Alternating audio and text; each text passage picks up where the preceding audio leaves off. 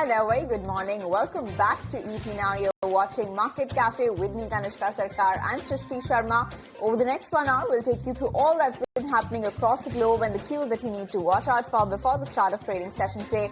But before that, we couldn't be happier this bright Monday morning on the back of the history that has been made by India yesterday. At the stroke of the midnight, our history was made. A flying ball off South African batter found its way into Harmanpreet Kaur's safe hands, and with that catch, India's long wait for glory finally ended.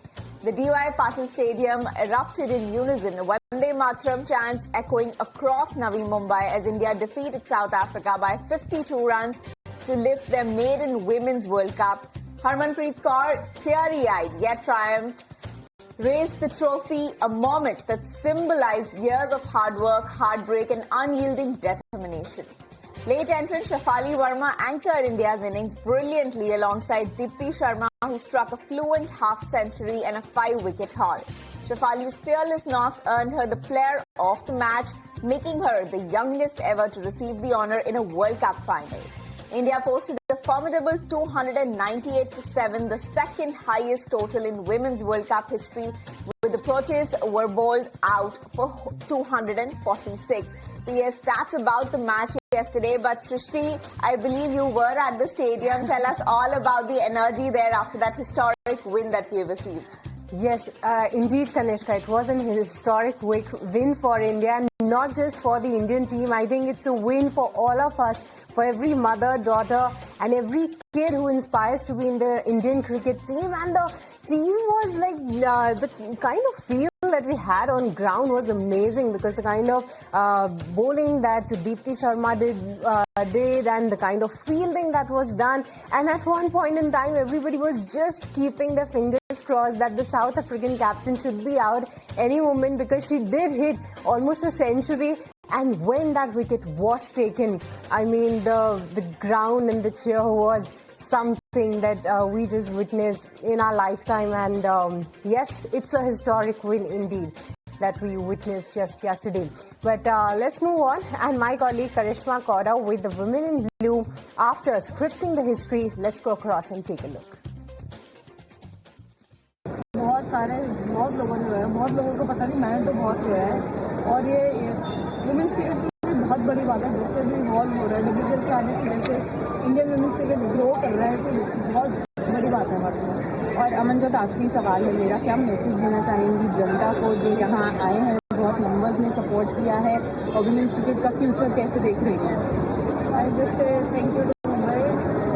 आपके बिना शायद ये possible नहीं था। जैसे आप लोगों ने सपोर्ट किया, हमें सपोर्ट करते रहो और हम अपना जी जान से। All right, indeed a historic win for India. But from that, let's take shift focus back to the markets now, and let's start with an eye on the globe. Wall Street, that's coming off a winning session that added to the benchmark's October gains. The S&P 500 and Dow declined 2.3% and 2.5% respectively for the month that is October. The tech-heavy Nasdaq Composite that outperformed, gaining 4.7%. Now, those gains were driven part by continued momentum in the artificial intelligence trade, as well as signs of easing trade tensions between US and China. Now, more than 300 S&P 500 companies have posted their third quarter results so far. Now, of those, over 80% have beaten expectations. That's according to FactSet. And Wall Street will get another 100-plus companies reporting their numbers this week, including AI-related names like Palantir and AMD. Now, Wall Street may get a seasonality boost as well for this month, that is November. Data from the Stock Traders Almanac shows that S&P 500 averages around 1.8% gain in November, making it the strongest month historically for the benchmark.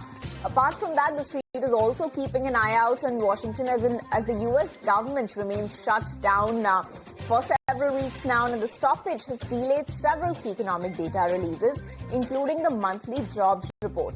And on top of that, Supreme Court is expected to hear oral arguments on legality of Trump administration's tariffs. So yes, lots to watch out for, Srishti, but yes, a very positive momentum as far as the Wall Street is concerned. So yes, starting November on a very positive note.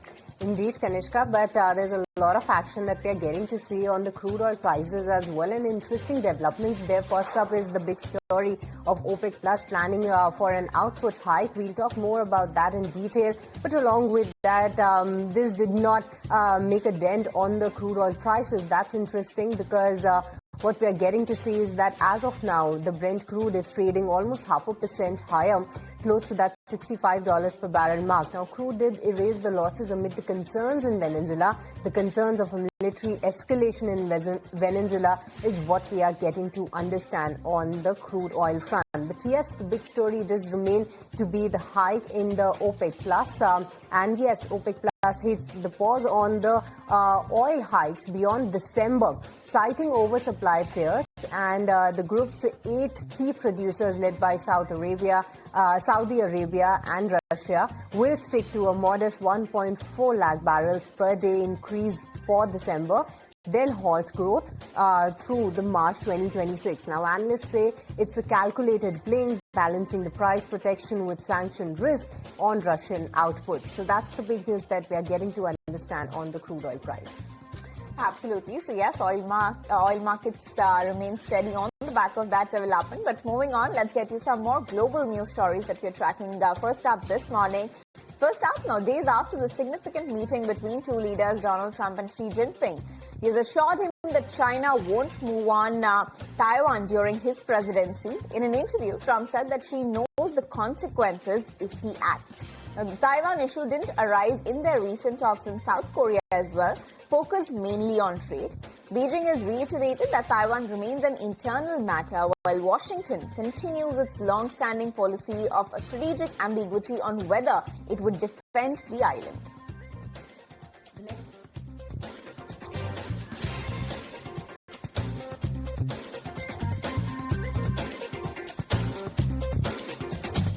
Moving on to another story, when U.S. Treasury Secretary Scott Bessent warns that the part of the U.S. economy, especially housing, may already be in recession due to high interest rates. Now, speaking in an interview, Bessent urged the Federal Reserve to cut rates faster, saying high mortgage costs are hitting low-income consumers the hardest. Now, pending home sales were flat in September, underscoring housing weakness. Fed officials remain strict, with Governor Stephen Miran cautioning that overly tight policy could itself cause a recession.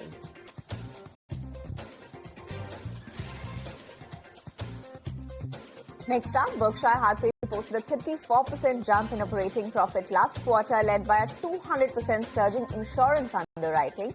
Yet, Warren Buffett bought back no shares as Berkshire's cash hold ballooned to a record $382 billion. And the firm sold equities for a $10.4 billion gain and saw few bargains. Now remember, Buffett is set to hand the CEO reins to Greg Abel by the end of this year.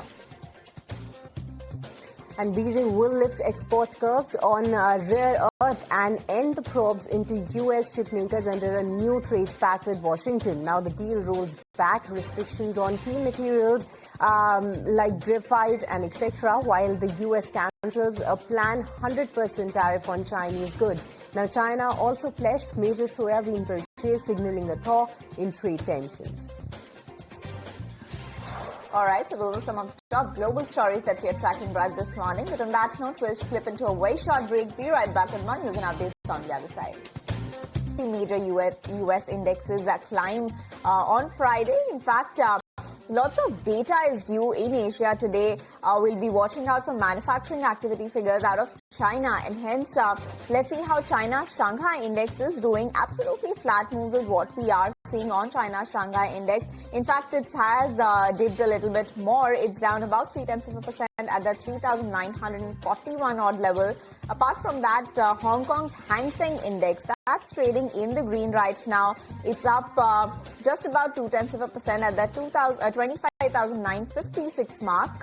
So yes, that's about Hong Kong's Hang Seng index. If you talk about South Korea's Kospi index, that's also continuing to trade in the green. In fact, it's the one that's leading gains on the Asia Pacific front. It's up almost 2% right now at that 4,181 odd level.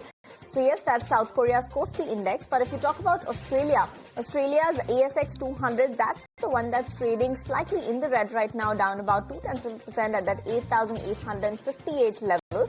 Now remember, data due here as well, not data exactly, but something to look out as far as the macro cues are concerned. Now Australia's central bank is starting its two-day monetary policy meeting today, with economists expecting a hold from the Reserve Bank of Australia.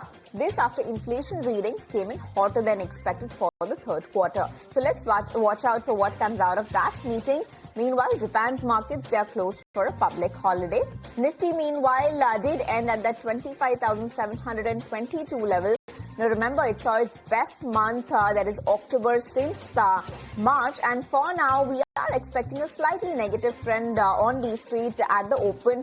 Downtick of about 56 points is what we are expecting. But yes, mostly largely positive cues coming from the Asia front. All right, that's about the Asian market. But since it's the start of the month, let's also tell you that historically how the October month has panned out for the D Street. And for this, let me take it across to Rabinder for all the interesting data points. Rabinder.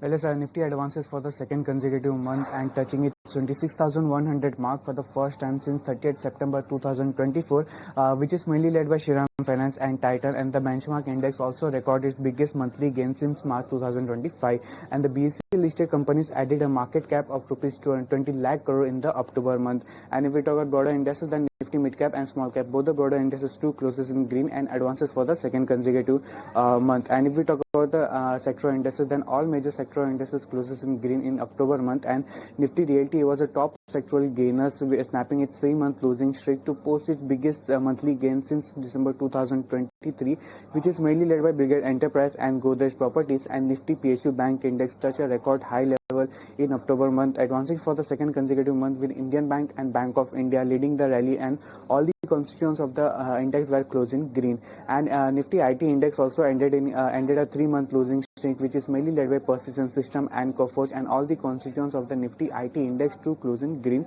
And Nifty Metal Index also hit a record high level in the October 2025, and the advances for the second straight month, which is mainly driven by Welspun Corp and Hindalco Industry. And Nifty Bank too also touches record high level in the October month and advances for the second consecutive month, which is mainly led by Federal Bank and AU Small Finance Bank. And if we talk about Nifty Pharma Bank Index, then Nifty Pharma Index snapped 2-month losing streak, mainly led by Divi's Lab and Laurus Lab. And lastly, if we talk about Nifty Auto Index, the Nifty Auto Index too advances for the third straight month, which is mainly led by Sona BLW and Bharat Forge. Thanks, Rabinder, for that update. So very positive cues as far as the overall month of October is concerned. But in terms of today's trading session, tell us which are the stocks that we need to be watching out for. Well, as on the order win, Titagarh Rail can be in focus, where company has received order of rupees 2,481 crore from MMRDA. NCC can be in focus on the back of their order win, where company has received new order worth rupees 710 crore in the October month. And Dredging Corporation of India can be in focus, where PM has announced rupees 4,000 crore modernization initiative for the company. And company has also entered into a 22 MOU with the 16 organization worth rupees 17,645 crore. Cochin Shipyard can be in focus, where companies has signed LOI with Stripser, Denmark, to construct new generation of electric transversal trucks in India. And lastly, Zentech can be in focus, where company has secured a 289 crore MOD order for rapid anti-drone system upgrade. So back of this, Zentech can be in focus. Right, thank you so much, Ravinder, for getting us all those details. But let's also tell you which are some of the other counters that we will be watching out for. And first up will be a whole host of the auto counters that will be in focus today, because majority of the companies have actually gone ahead and reported better numbers. What the street was penciling in. On your screen, you will see the scorecard. It's just Maruti Suzuki and Hyundai, which did come out with an inline set. But along with that, look at the growth numbers of Tata Motors, not just in PVs, where they continue to maintain their top spot, or rather the second spot according to the Vahan data as well. And in the wholesale side, the numbers were way better than what we were expecting. And in even the commercial vehicle side, Tata Motors managed to surprise us. In the commercial vehicle side, it was Ashok Leyland as well, which has seen a growth of 16%. 16%. So a great number over there. Even M&M Automotive Division and even the tractor sales did very well, and so was the case for Escorts, because versus the decline that we were expecting this time around, the company did report a single-digit growth number, which was indeed surprising to see, and the management commentary continues to be on the positive side. And from the two-wheeler pack, TVS Motors did come out with a good set of numbers above the expectation, while for Eicher Motors, Royal Enfield, the numbers were actually in line. So a good set from across the board is what we are getting to see on the auto sales. Along with that, what we do understand are some of the other counters, wherein oil-related counters will be in focus today, because HPCL, IOC, these will be in focus as their refining margins could be a bit under pressure, given the fact that the oil is now inched higher than $65 per barrel mark, while for some of the other related entities like paints as well as tire counters, this particular news flow could be a bit negative, given the fact that it can put some pressure on the RM cost going ahead. And more than that, GCPL will be in focus as well on the back of the management commentary, where they say that the margins are likely to get back within the normative band, targeting 7 to 8% of the domestic volume growth in FY26. Maruti Suzuki will be in focus as well on the back of the business projections, where they say that the demand outlook is positive for the festive sales.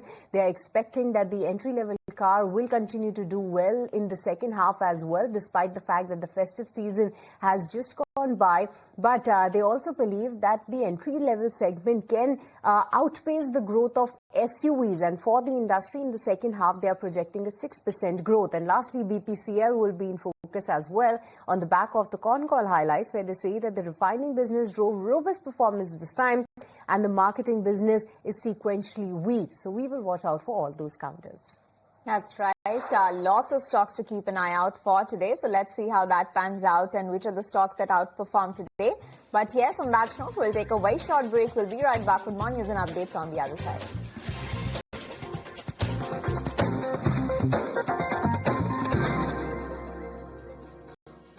Revenues remained above the 1.8 lakh crore mark. In fact, Prakash, my colleague, is here to take us through all the details.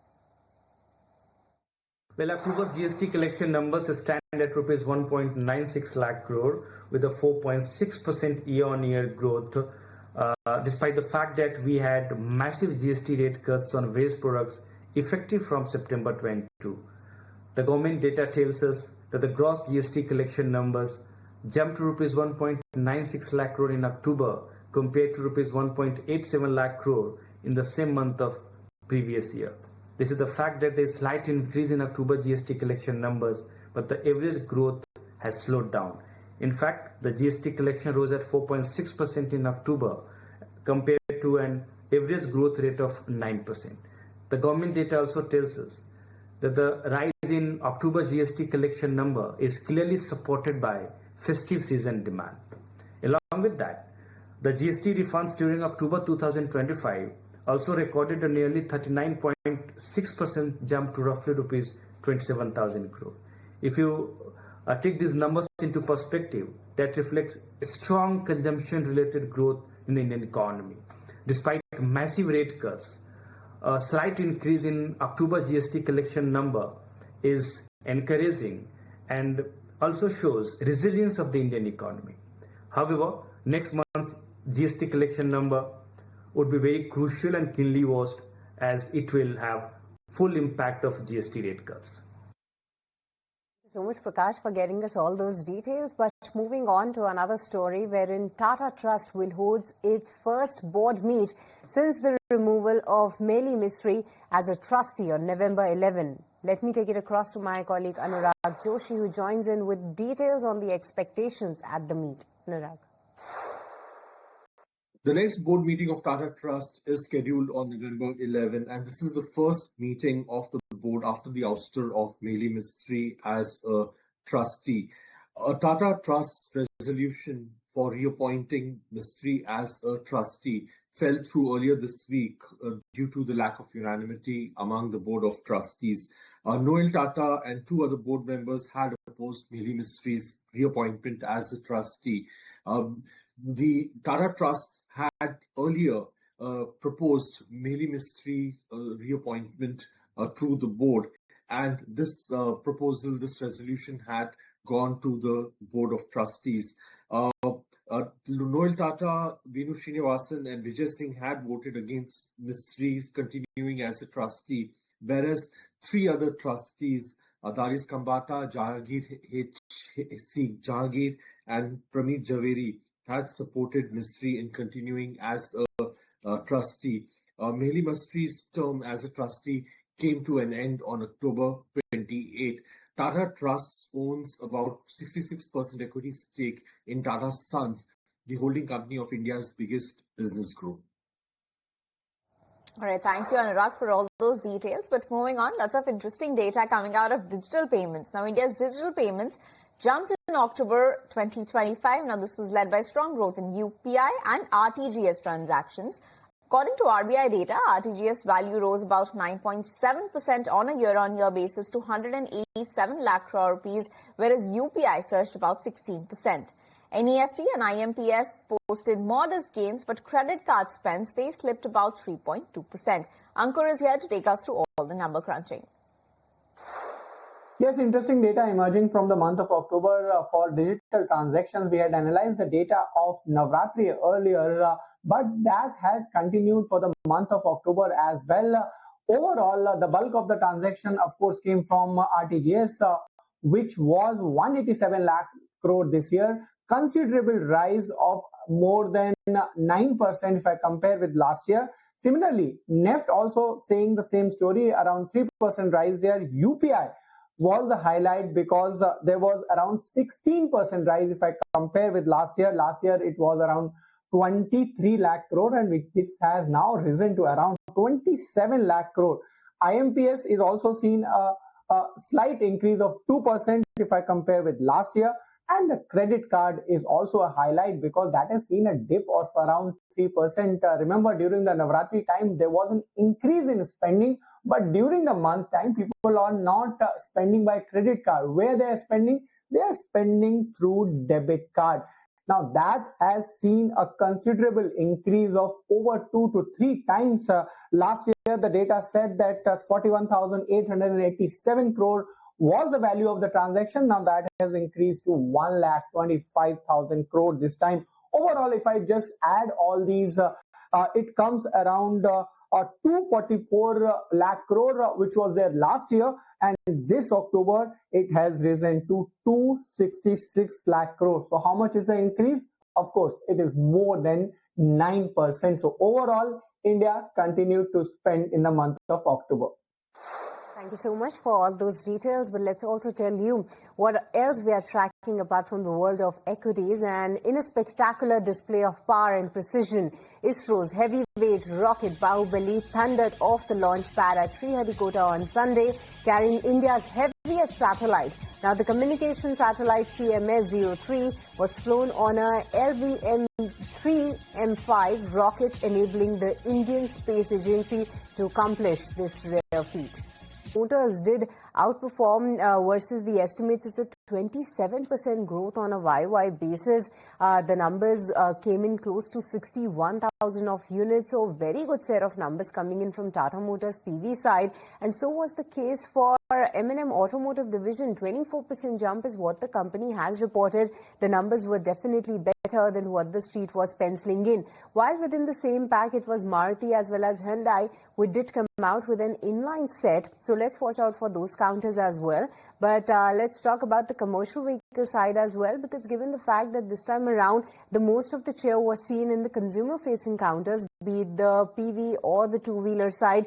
The commercial vehicle side was expected to do well, but the expectation was not that high. But given that fact, Ashok Leyland has managed to outperform the expectation. It's a 16% jump on a YY basis, while for Tata Motors CV as well, it's close to 37,000 of units is what the company has reported versus the estimate of close to 35,000 of units. Now let's touch on the two-wheeler side. Here in TVS Motors did come out with a very good set. It's an 11% jump on a YY basis, while for Eicher Motors Royal Enfield, the numbers did come absolutely in line. But this too is positive given the fact that for the segments that Eicher Motors cater to, there were really no sort of a GST benefits that were given. and despite the fact the sales number were this strong, and the management is optimistic that going ahead some of the new launches will do very well. And the tractor side, while we were expecting a decline on the sales data on a YY basis, but the company have managed to post a positive number with a positive commentary as well. So that's about the scorecard of the auto sales data. But with this, let's go across and listen in to what Gaurang Shah, Senior Vice President of Geojit Investment, have to say. Numbers that have come across month on month are a positive sign, because we were anticipating that what we saw in earlier months was a kind of a pent-up demand. But good to see the kind of strength continuing, and with the kind of new launches across board, whether it is two-wheeler, three-wheeler, four-wheeler or commercial vehicles. I think there is a lot that we need to see. And the government focus is also to make India a global manufacturing hub as far as it comes to auto manufacturing capabilities and capacity. And my sense is that the aspirations that we have in terms of not only in metros, tier 1, tier 2 cities, but more so from semi-urban and rural India, I think this should support the growth for the auto sector going forward from here on. All right, but sticking with the announcements with respect to the auto sales data, it was Maruti Suzuki that did come out with its earnings on Friday. Though it was a decent set, the profit was a tad bit lower than what we were expecting at ET now, but the management commentary continues to remain strong. Firstly, with respect to the margins that they are highlighting, that it was the high advertisement cost, along with that some of the capex related costs that did impact their margins, but the analysts do believe that it's transitionary in nature. Along with that, with respect to the export outlook, that is very strong, with the company for the full year is targeting close to 4 lakhs of units, and it's almost a 7,000 of units is what the company has exported till date with respect to the e-Vitara. The company is very positive that going ahead, the entry-level segment will do well, and it might outpace the growth that one can see in the SUV side, and they are also confident that this can really bring the other companies to rework on their pricing strategies for the second half of this particular financial year. They are anticipating an industry growth of 6%, while the small car segment can grow at a 10% growth rate is what the company is flagging off. And along with that, with respect to the capex, the company does say that the first line of Karkoda plant has commenced production. The second line is on track for first half of FY27, and the decision for the fifth plant will be announced in the H2 of FY26. So that's about the management commentary of Maruti Suzuki. Very good outlook going ahead, and especially they are very positive on the small car segment. Even the brokerages continue to like the earnings. When first up, when we see some of the counters, some of the brokerages like Citi, they have raised the target price to 18,900 versus 17,500 earlier. And even Nuvama has actually gone ahead and hiked the target price to 18,700 versus 18,200 on Maruti Suzuki. So that's a thumbs up from brokerages as well. That's right. So a thumbs up for Maruti Suzuki from brokerages as well. But moving on, Bharti Airtel is set to report its earnings later today, and Mansi is here to take us through all that the street is expecting. Absolutely. Telecom major Bharti Airtel is set to post its quarterly numbers on the 3rd of November, and the expectations are to see a growth in terms of revenue to around 1.8% on a quarter-on-quarter basis. India Mobile Services also would see a growth of around 1.2% on a quarter-on-quarter basis is what we expect. Of course, driven by subscriber addition, while the average revenue per user growth would remain moderate. We need to keep a check on that number when the results come out. But at the same time, stable expectations on the margins front. The expectations are for the margins to stay in the range of 56%. It was the same in the last quarter as well. Internet coverage, we are expecting a steady revenue growth and telecom with moderate ARPU, average revenue per user rise. No tariff hikes could see a healthy growth in the profit. Expectations are to see a 13% quarter-on-quarter growth in the profit terms from 5,948 crores to 6,739 crores is what we are expecting. Of course, good performance from Airtel Africa after the tariff hike in the last quarter is something which we need to watch out for. And apart from that, a few key things and monitorables. Now, the capex outlay for FY26, which we'll be watching keenly. The progress of 5G implementations, commentary on mobile tariff hike and market behavior, as well as India versus Africa performance. On the whole, we expect Airtel to post decent set of numbers in terms of revenue and good rise in terms of profit. All right, thank you so much, Bharti, for getting us all those details. But with respect to the primary market action, yes, of course, one of the most awaited IPOs, that is Lenskart, that has been fully subscribed on the first day itself. When we get to see the numbers, the total subscription now stands at 1.13 times, where the QIB book has actually gone ahead, and that has been subscribed to 1.4 times. NII number at 0.4 times. Retail has also participated in a very healthy manner. It's over 1 time subscription that they have already seen from the retail category, while the employee side as well, 1.1x is the number count that we are getting to see. This is the number with respect to the first day itself. Well, of course, do remember that it's a 7,300 crore issue that values the company at 70,000 crores. And the big question that everybody is looking for an answer is on the valuation front, which stands at 235 times its trailing profit. But despite the fact and despite the concerns around the valuations, the first day response for such a big IPO of 70,000 crores has been very surprising, as well as very good to know as well, wherein from QIB to retail to employees, a very healthy subscription data is what we are getting to see. Definitely all eyes will be on the numbers that we get to see going ahead.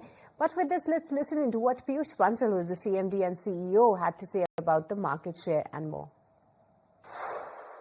I think as a journey at Lenskart, I think we are still quite early in the journey. I know we are hitting the public market, but nowhere this category right now is at a stage where one would assume that we have kind of arrived. I think it is quite early in the journey. Lenskart's market share in India is still 5 to 6%. The market is growing at 13% odd. The number of people needing glasses are growing, number of eye tests are growing. So it is quite early in that journey, considering, and that is why the investment we are raising in the IPO. Comes to Lenskart, we have been very particular that the product quality and the product price to the customer both come together, and that total customer experience package creates a 10x, a 10x value for the customer, not an incremental value. So I think our focus is going to continue to give surprising experience to the customer. From a Shark perspective, if I was pitching this on Shark Tank, I would say, this would be an investment into a mission to give vision to 1 billion people. We have only served a few million people right now.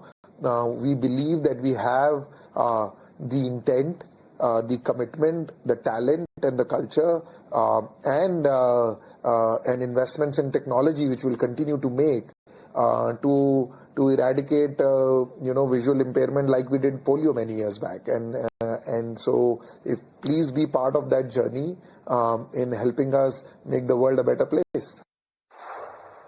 All right, so that was the Lenskart management, but let's shift focus to Titan now, which is all set to report its Q2 numbers later today. And the jewelry major is all likely to see glittering earnings this time around. And Snehi is here to take us through all that the street is penciling in. Well, if you take a look at Titan's Q2 FY26 earnings preview, we're expecting a good set of numbers this time around on a standalone year-on-year basis. Revenue is expected to come in close to that 15,000 crore mark at 14,964 to be precise, an uptick of 13.2% year-on-year. EBITDA is expected to go up by a whole lot of 48.5%. Net profit is also expected to spike up by more than 50%. This, of course, on the back of that one-time inventory impact due to customs duty reversal in the base quarter. So watch out for that.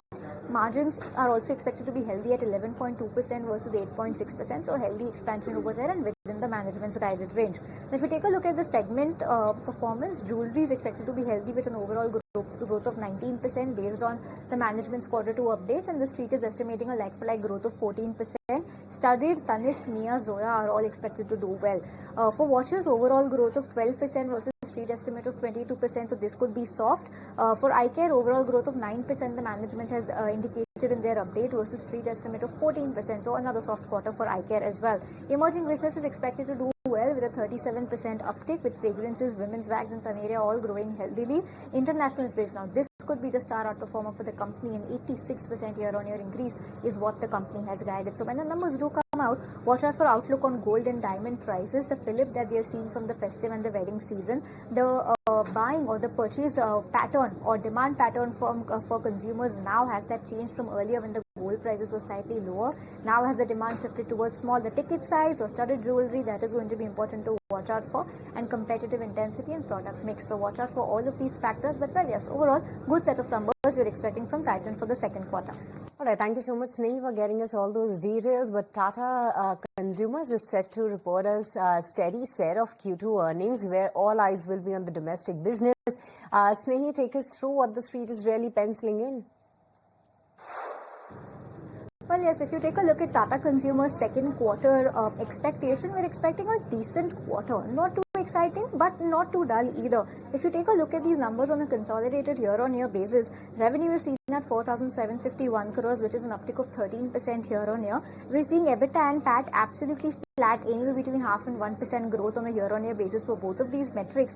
Net margins are seen at 13.2% compared to 14.8%, so steep pressure on the margins is something that we're expecting. If we take a look at the key expectations, the India volume growth is seen at 6%, with tea volumes growing in mid-single digits led by a decline in tea prices. We are expecting to see a double-digit revenue growth in salt and salt volumes to come in at 9%. India food business is expected to grow 20% on a year-on-year basis.